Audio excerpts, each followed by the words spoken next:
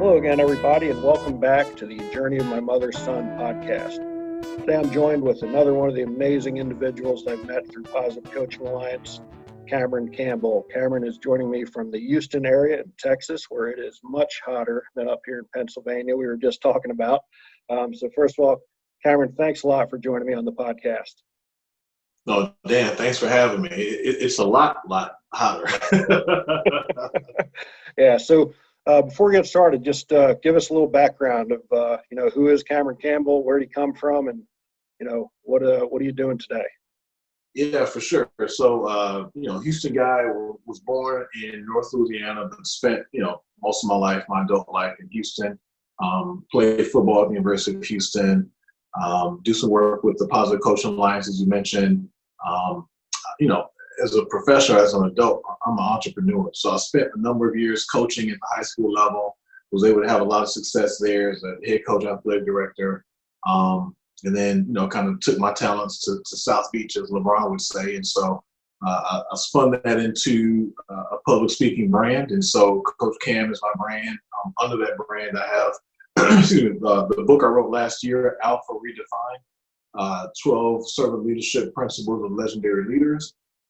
I actually just released this last week, so I'm launching now my first online course. It's called Win the First Quarter of Your Day. And so it's best practices to start your day. And so that's who I am as an entrepreneur. I also have a sports construction company, Texas Athletics Construction. We build athletic surfaces, football fields, basketball courts, tennis courts, and we do a lot of cool stuff in the community based off of that. Very cool. So as a fellow author, it's awesome to, connect with people who have kind of the same passions. And I think that's what's so cool about, Positive Coaching Alliance is that, you get in these rooms and there's so many people who are like-minded. And I think that's kind of what led the two of us to getting together on this podcast is that, unfortunately it took a terrible tragedy in our country here for some of us kind of wake up a little bit and say, hey, this isn't the first time this has happened. It's not going to be the last, unfortunately, but we need to start making some changes. And, some of my past podcasts we've talked about, and I think getting over that initial hump of having this conversation, of understanding different perspectives and sitting down with people that don't necessarily look like you and having the conversation as to, okay, what do we need to do to move forward? Starting the conversation is step number one. What is step number two? So, obviously offline, you and I talked about so many different things that we won't be able to cover all of it today. So we want to try to prioritize what we'll be able to talk about. So I'm just going to kick it over to you. And, as a football guy, I'm going to hand it off to you now and let you run with a little bit as to what you think, some of these steps are. And, let's go from there. Yeah, so I think the first thing is, having conversations like this, and I think it's underrated as it may sound or as nominal as it sounds, have conversations with people who look like you, have conversations with folks who don't. If you think about it, before social media, before the internet, the only way that ideas were spread, you look at how religion was spread, you look at how in the civil rights era, like messages were spread, or, in any era, it was just popcorn conversations. And so the 4 or 5 people that and then they go spread that conversation, that thought.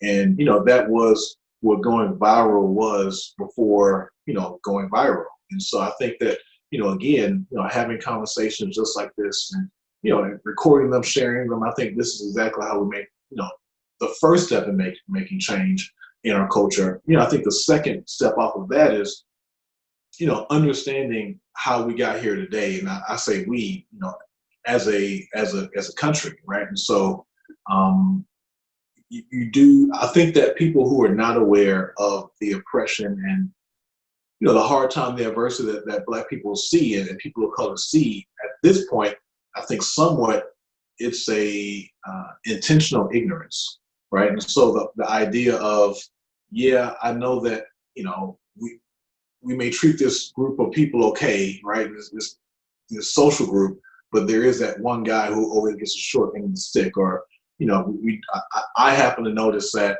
when we're drafting players, that, this kid maybe doesn't get the attention. Or, my kid may come home and say there's this kid, Jamal, who isn't a troublesome kid, but, he comes to me for support because he doesn't feel like he gets the same support from teachers and administrators. So it's a subtle, what I call like breadcrumbs, that we've seen in our culture for years, for decades. It's just a whole lot easier to, in the school of fish analogy, it's a whole lot easier to just go with the school of fish versus having the courage to turn away and look the other direction. I think when you look the other direction, you see the other people and the disenfranchised people in our country. Yeah, I think that's so important. And, starting the conversation, but then also really doing some research and understanding. I mean, I think you and I talked a little bit on the phone the other day just about our education system. And, I think, a rewriting of our history books is something that's in place, in order today. Again, I find myself to be a pretty educated man. I've, done my own research, to get a better understanding. But the fact that, some of the stuff I'm learning just in the past month wasn't taught to me in 7th grade history class, like Black Wall Street. You shared with me a gut-wrenching part of history that I had no idea of in the Willie Lynch letters. I mean, it was difficult for me to listen to that and to read it. But I think that's something that, if white people hear that sort of stuff and see that sort of stuff and read about that sort of stuff, it gives us a better understanding of where our Black and brown brothers and sisters are coming from. So, I mean, how important do you think that is to really start to, educate our children of, a history that we're not proud of as a country? We should not be proud of this. And, you hear these people go and say, well, I wasn't a slave owner. No one's saying you were, but there's been hundreds of years of oppression since that has been left out of our history books, which is one of those things that gives us that white privilege. And that's that accepted ignorance. I don't exactly remember the word you just used, but it's an accepted ignorance. And it's okay if I don't know this. I can kind of walk away from it. So, again, what are some of those steps? Like I said, this is one of the conversations that's important. But when you're looking at public education and some stuff like that, you've been in high school coach, an AD, so you can speak with knowledge of our education system and give me some insight as to some changes that need to be made there. Yeah, so Dan, I think the first thing is we got to sit down and have a cold one, like whatever your cold one is. I'm a vodka guy myself, and so brand whiskey, whatever because it takes a lot of courage, right, to turn your head in that school of fish. It takes courage to do that, right? So if we're honest about facts that we know about our country, right? So we know that aside from Native Americans who were here first, every culture, every race of people came on their own, except for slaves from Africa, right? So that's a fact. So then the next step off of that is you got to have the stomach to sit in, and you said it very eloquently, to sit in and stomach what you're about to see and read. But then the second half of it is you got to then have the fortitude to take action. And no matter what that action looks like, whether that's constant conversations or frequent, infrequent conversations with the kids and family, whether it's advocating for school boards and policy to change the way that history is written. And the third piece off of that, and I think that the same way that the Black community is galvanizing now to understand where they are and what they value, I think that the majority, I think that the white people, white men in power, have to decide as a whole, are we ready to tell our country's true history? Understanding that, the people who write the history books typically write it, to the betterment of their own, to themselves, to make themselves flattering. It's not a flattering, piece. I think the true essence of, white men as it pertains to U.S. history is not overly flattering, especially at the beginning. But to your point, a couple of generations in, this is the norm. And so there has to be, when I remember, it was a really old white guy. It wasn't Trump, it wasn't Joe Biden. Maybe it was John McCain, maybe, right? And so in the last election, he said something that was like relatively insensitive as it pertains to color. And, talking to some of my colleagues, I'm like, you got to think about it. Like, this guy spent more time pre-civil rights US than post-civil rights, right? And so, where I'm going with that is to unlearn habits that are ingrained in you takes effort. And so, the whole idea, I was watching this video of Trump like in '89. He's like, yeah, my black, like that's my black right there. And it's like, what does that even mean? You know what I mean? And so it's like, this guy is living in a post-civil rights era a whole lot shorter than a pre-civil rights era. And so the idea of unpacking that history, sitting and being uncomfortable, and again, like you said, like I'm not, I can't say, hey, Dan, like your great grandpa had like 500 slaves in Virginia. Like, it's time to settle up, bro. You know what I mean? It's like, yeah, there's no ill will towards the person I'm looking at right now, but understanding that the person I'm looking at now has made an effort to understand his history and the history of his people goes a very long way versus, those who just say, yeah, it's not great. And, we want to write the history books in the way that we see fit. Yeah, and I think that's so important. And, I've said this so many other times during these conversations is that, I get it that this is a political issue, but far, far before that, it's a human issue. And I think when we start looking at each other as, just fellow humans at the end of the day, that solves a lot of our woes. And those are things that I think on a, small level, we don't need legislation to change today. We can, purposely put ourselves into these type of conversations. We can purposely put ourselves into rooms of people that don't look like us. And again, ask the questions and then sit back and listen. Don't think about what's the next thing I'm going to say. What's my rebuttal going to be about this? Because this isn't about a debate. This is about, being empathetic and listening to people and understanding that. And, you talked about the, we use the stereotype, the old white guy, who most of his existence was pre-civil rights. And like you said, it's tough to change that mindset. And I think one of the things that I've found makes me optimistic about this time around is the fact that the young people are getting involved. The young people are asking questions. And I think, obviously, you and I with a sports background and being youth coaches, we understand how moldable these kids are and that their mind, it's going to be a lot easier to change the minds of this younger generation than it is the older generation. So, it can start in the history class. It can start on the football field, on the baseball field, to really understand and start viewing people as human beings first and foremost. And then, everything else can start to fall in line from there. So, the other thing that we've talked about in the past is, just talking about what really brought this conversation to the forefront, which is police brutality. And, you and I are in agreement that, most cops aren't bad. We want to paint with a broad stroke in this country for whatever reason. But,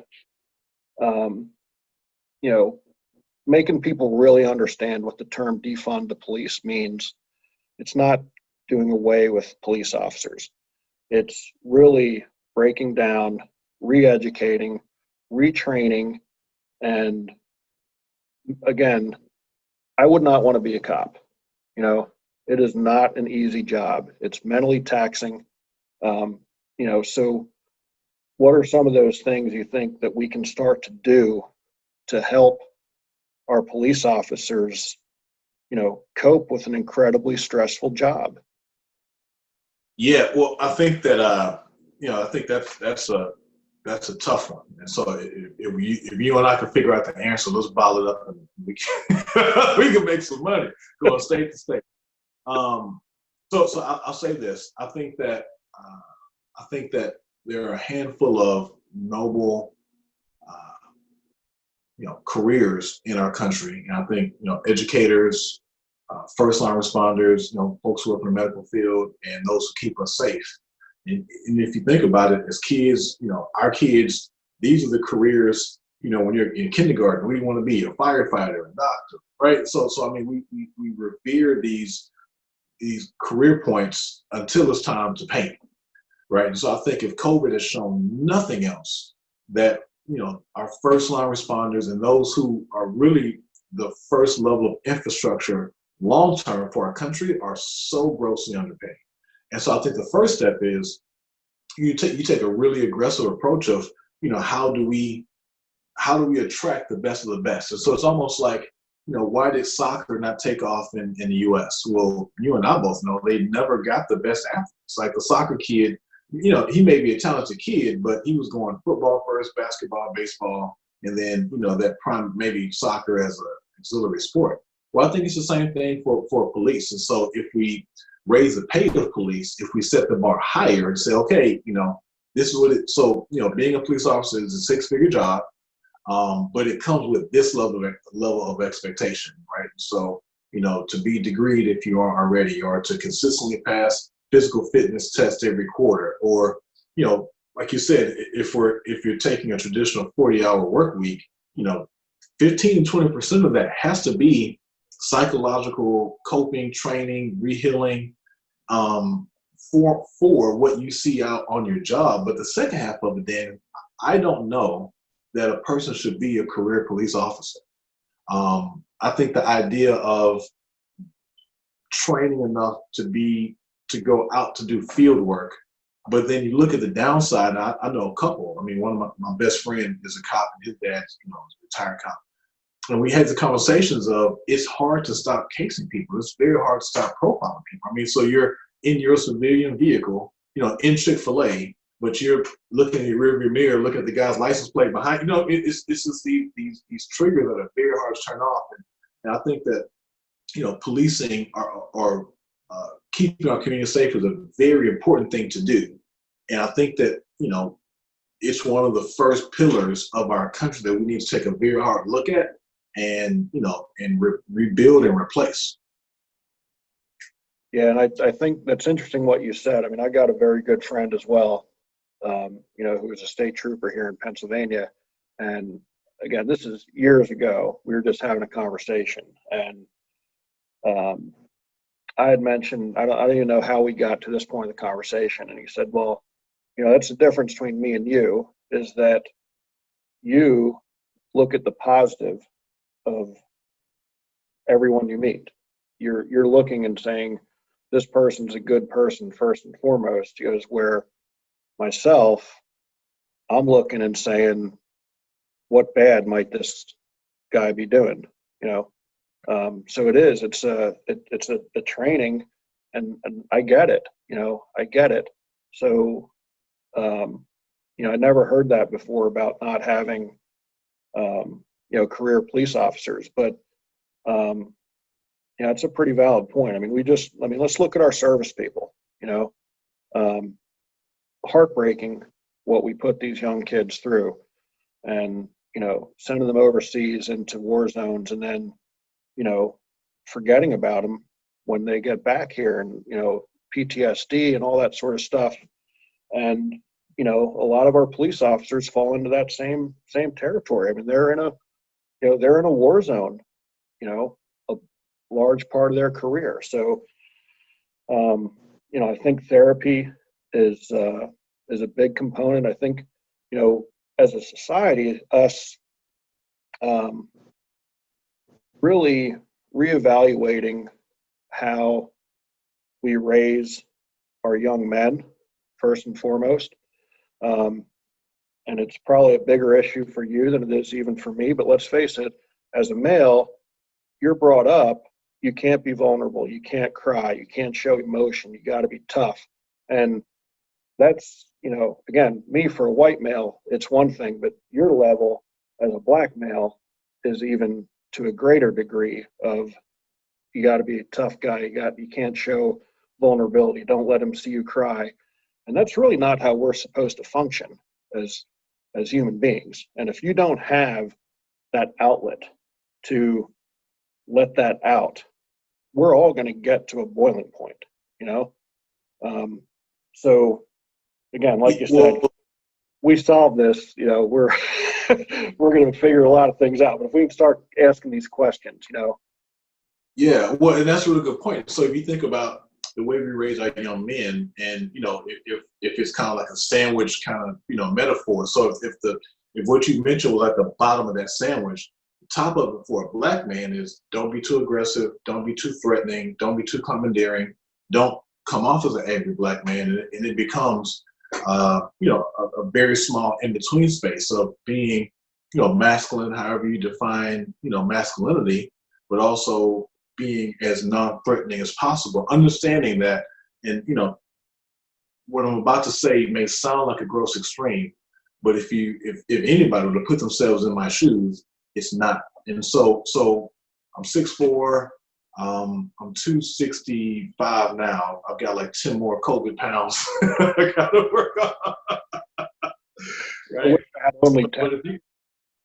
So if you could imagine, literally an elephant in a grocery store, right? And so elephants are by nature, non-aggressive. They're large or intimidating. They're not aggressive animals.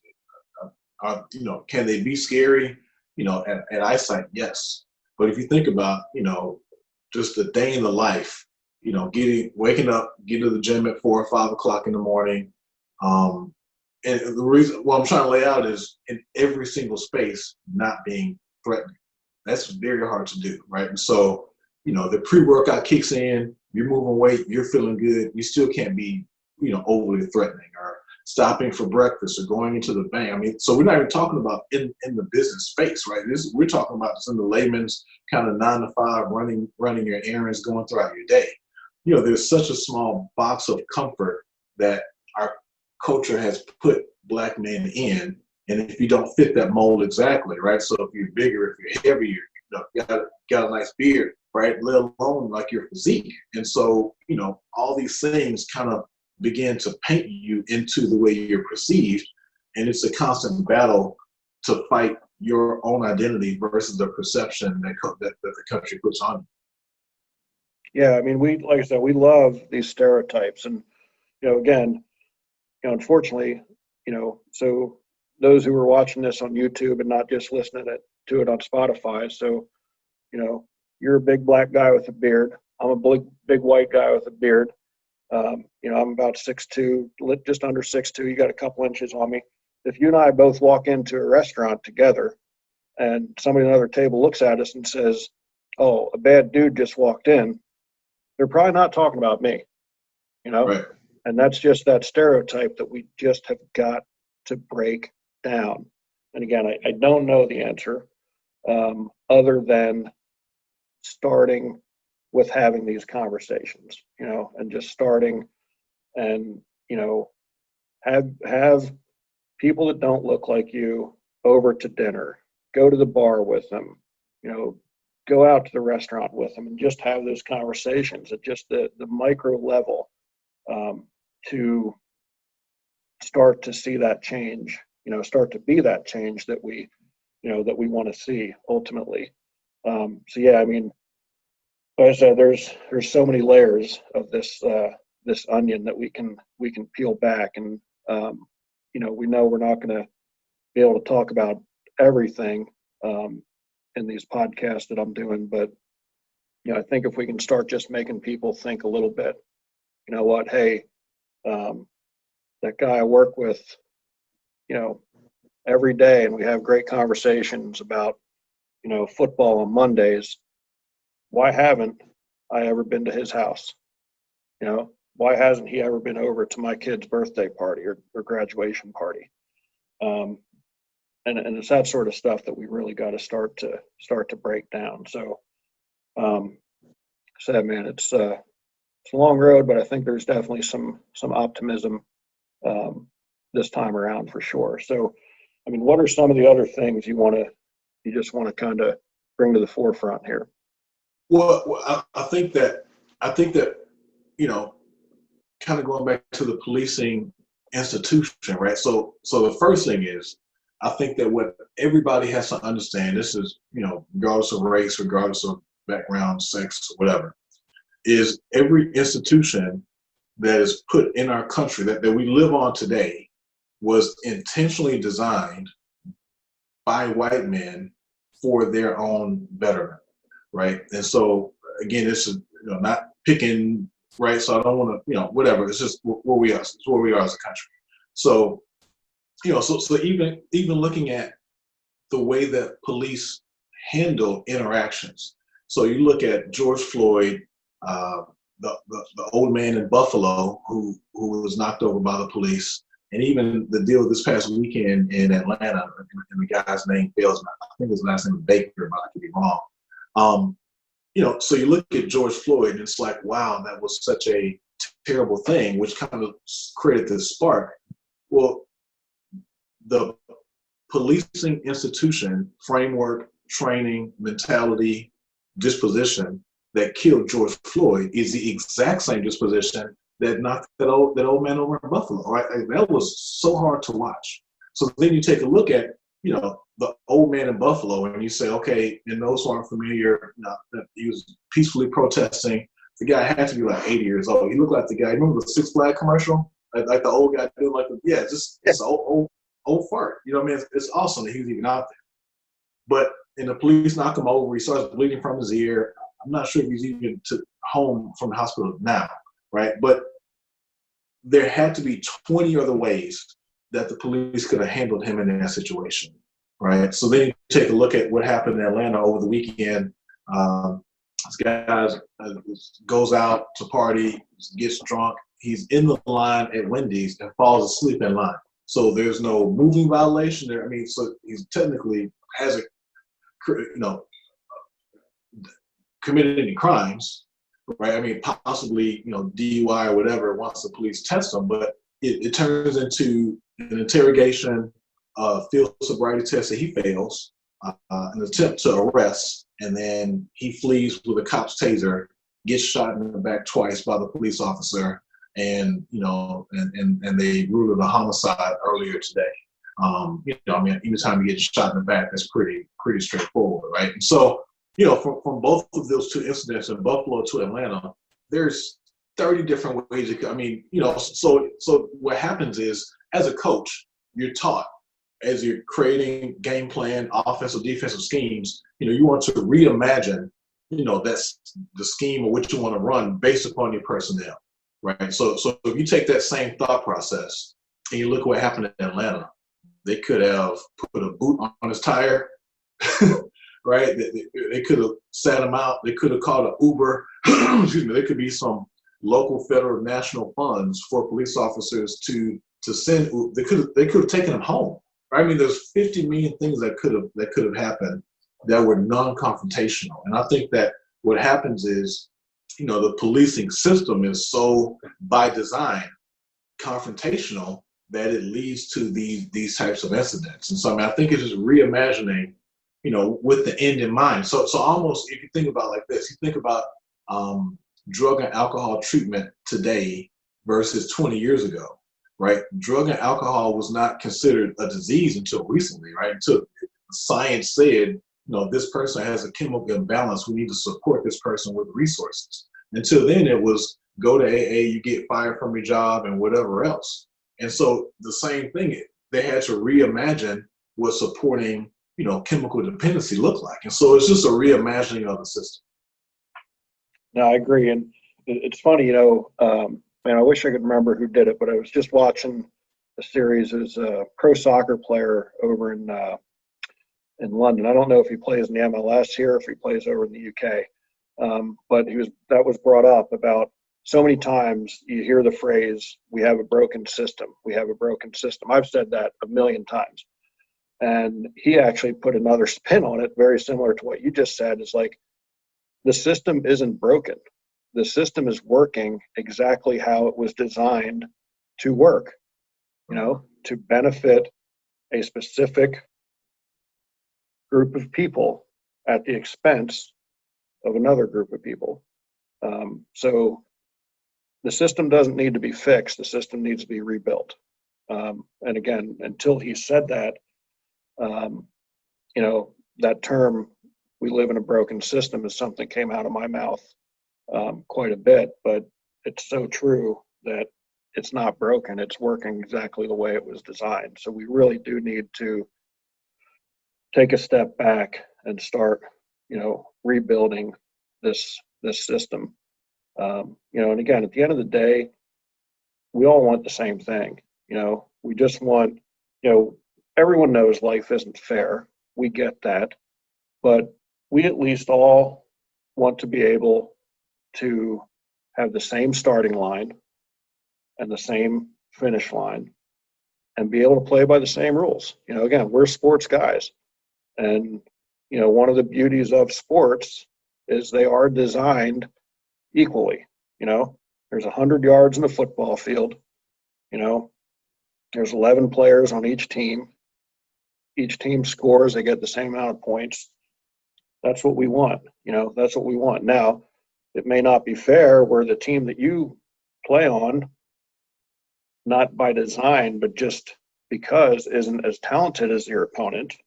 That's a different story, but you're still on the same level playing field. So, man, Cameron, we could talk for hours yet. We're just about time, but any things you want to say? Well, and that's a good point. I think I think that thought opens up the door for the disenfranchised person of color, right? So the guy who, there's 5 jobs available and 30 applicants walk through the door. The guy who walks in thinking, I don't have a shot, right? So in addition to, in some settings, the system being hardwired for that person to have the short end of the stick, to your point, Dan, there's plenty of times when there's 30 guys walking through the door and the best 5 will get that job. But sometimes a person of color, outwits himself out of having that shot, based upon, historically not having that shot, let alone a leg up in the past. And so, as you were talking, I was thinking, I said, well, how can I make this make sense? Dare I say, the average white middle school athlete, let's just take basketball, for example, as a cut sport. So the average white athlete who we grade out as a coach like a 75, maybe he's, a B team role player kid, right? So just, you want to invest in the kid, maybe he can be decent, but, if not, then we'll be okay. The same disenfranchisement that I imagine he has when he doesn't make that roster and the black kid does. And he's walking home thinking, that kid's more athletic than me. He jumps higher than I do. He shoots better. His defense is better. He's more athletic. I can't play this sport because I'm not black, because I'm not athletic. Now, again, all things being fair, that black kid graded out at a 75, right? I mean, I think there are very few times when, our color and our race work to our advantage. I think the sport is one, right? And so the same way that white kid's walking home and telling himself that he can't do this because someone who is just as equally, skilled and talented as him got that shot just based off of historic prejudice, right? That is the exact same mindset that we find ourselves in day in and day out in business, in commerce, dealing with the banks, dealing with any institution. I mean, I'll be honest with you, I'm a small business owner. I never considered applying for PPP, right? I don't know a single person, like literally, my network is entrepreneurs and small business owners. I don't know a single Black person who's gotten PPP support yet. Now, again, I understand the process isn't perfect, and like the Lakers got 20 million, and like Burger Barn, right? So the outliers. But the point I'm making is, I'm so disenfranchised from large institutions and getting an equal shot that it's like, yeah, why would I even emotionally set myself up to lead my staff to think that, yeah, the American government's got our back. They can help us keep our doors open for a couple more months until this thing rolls over. I mean, there's, and so I'm not saying that disposition is right, but I mean, as I'm talking, I'm thinking like that's it in real life. Like I don't, I didn't apply for unemployment. I mean, there's, for what? Yeah, that's a very interesting perspective for sure. And really that's, on the surface, you would think that the, small business owners, minority business owners is who the PPP should have been designed for more than anything. But like you said, so many different times, there isn't a relationship with a banking institution or something like that. I mean, we still put it in the hands of the bankers to make those decisions. So yeah, that's definitely a interesting perspective without a doubt. And just to clear that up, what I'm saying is this: you're exactly right. So you go through the process, and they say, the outline, like from the website says, go to your banker and fill out your application. So I go to Wells Fargo, and so I have like the small business guy, whatever, right? But it's like, oh, here, we're supposed to. He's like, well, no, I'm not your banker. I'm like, well, you're not my banker? Like, who? I thought you were. And he was like, well, I mean, no, like by this definition, no, right? So you need to have a actual formal relationship with the bank, have done, met these criteria. And so what it turns into is the very institutions, I'm not picking on Wells Fargo or Chase or any large machine bank, but the same institutions that provide subprime loans, and the same organization that handpicks, red lines, geographical, boundaries for taxes and school systems, are ultimately working together and supposed to provide relief to me. But neither one of these two large organizations as a whole have ever been advocates of me, right? So when I go to this guy who we've had a great relationship for dang near how long he's been at that bank? I think 6-7 years. Great relationship, right? And I've never fortunately had to do any major type of formal loans with, just I've been blessed from a business standpoint not to have taken any loans. He's like, well, yeah, so you don't actually have the formal history that they're calling for to apply for this support. And it's shocking, Yeah, it definitely is. And let's face it, I mean, isn't that really what you want as a small business, is to not be, hinged down with debt. So it's like you're doing all the right things, but yet almost out of necessity, because a lot of those resources aren't available to you anyway. So you've got to be that much more frugal and that much more successful to not have to rely on a system that's, really not built to support you at the end of the day. So again, just another one of the many layers that we can continue to peel back. But like I said, we're just about out of time. And as you know, I always like to finish the podcast with asking my guests one final question. And it goes to the subtitle of my podcast, Many Little People in Many Little Places, and derived from a Michael Franti song, which starts out, when many little people in many little places do many little things, and the whole world changes. So what's one of the small things that Cameron Campbell's doing on a daily basis to make the world a better place?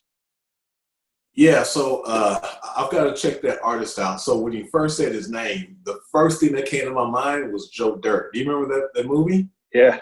Joe Dirt, right? So he said, I put an asterisk at the end, Dirt. Sounds French, right? So you say that guy's name. So my construction business is really from a strategic standpoint. So from a non-commercial, under the hood, is really a philanthropic wheel. And so I have about 10 or 12 years of experience in the construction space, sports construction. And so when I founded Texas Athletics Construction, the sole purpose of it is to create opportunities in underserved pockets. And so I started off in residential. So I build basketball courts in people's backyards, or putting green, or a tennis court in somebody's backyard. And I say to a guy, I say, hey, this project, is $35,000. That's, fair market for it. But I tell you what, I'll build it for 31 if you go write a $4,000 check to that nonprofit down the street. I'll go partner with that nonprofit and execute work. And so from that, we partner with PCA. So we've given scholarships out through PCA, but we've got a scholarship program there. We've got our turkey drive there. We fed over 1,000 people on the south side of Houston last year around Thanksgiving.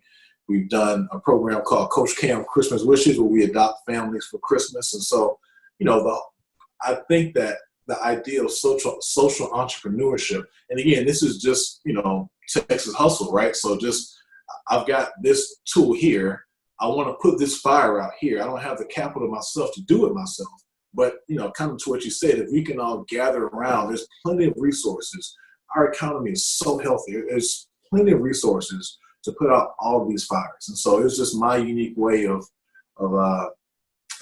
trying to put out that fire, and what was not intended. I mean, it wasn't intended to be a sales gimmick or hokey, but I mean, just authentic from my heart. And, what we've been very blessed and fortunate to find is, it is a unique, value proposition that, if you're going to buy a court from any two guys, or a construction project from any two guys, you might as well go with the guy that's doing good work. And so, we've been able to put, hands-on dollars into underserved communities, into pockets of people who otherwise would not have had those resources. I think that, off of that, there's so much more work to do. The first year that we did it, I think we fed, like 100 or 200. This has been just a multiplier to where we got to 1,000 this past year. And I'll never forget the very first time we actually had to turn somebody away, or I guess she left. This lady, cooked for her family on a hot plate. And so, she was like, oh, I thought the turkeys would be cooked already. I don't have any way to cook a turkey. And so even I'm saying that to say, so we fed 1,000 people last year. It's still not enough. So we need to partner with some cooking, competition level cooking group, or some guys who are smokers, but there's so much work left to be done. But, Dan, you're spot on. It's taking the steps like this to just say, here's what I can do in my community, and here's the impact I can make. Yeah, that I love it, man. I love it. And it's awesome to be able to, like I said, that social entrepreneurship where, hey, look, we're all in business to make money. We got to pay our own bills. We want to be able to provide for our family. But again, for you to be able to take that creative way to, benefit others is truly admirable, without a doubt. So want to give you an opportunity to give a little bit of a plug, whether it's through your speaking, through the construction company.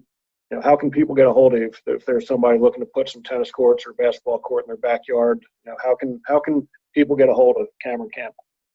Yeah, so I'm pretty easy to find. So our construction website is texasathleticsconstruction.com. We're really pumping the online course. We're really excited by it. So the name of it is Win the First Quarter of Your Day, a playbook for wealth, health, and success. And I came up with it off of the book tour we did. We had success with the book tour. But the one question I got asked every day, Dan, was, how do you do so much stuff in a day? And, I was like, well, I get up at 3:30.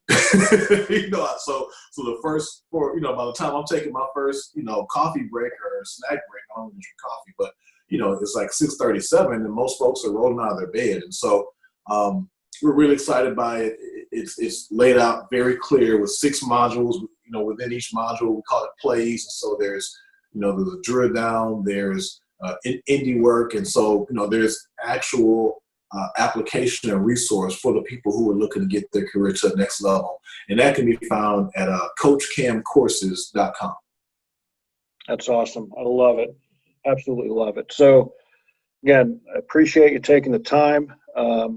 This is a critical time in your life as your wife is due tomorrow. So to be able to carve out this time to spend an hour talking to me when literally I'm going through this whole thing and I'm hoping, man, I hope he doesn't say I got to go because her water just broke. So again, thanks for, finding this important enough to take time out of, what's going to be a very life-changing experience for you. And I know you're already a dad, but having a new one around is always a new experience. So I wish you the best.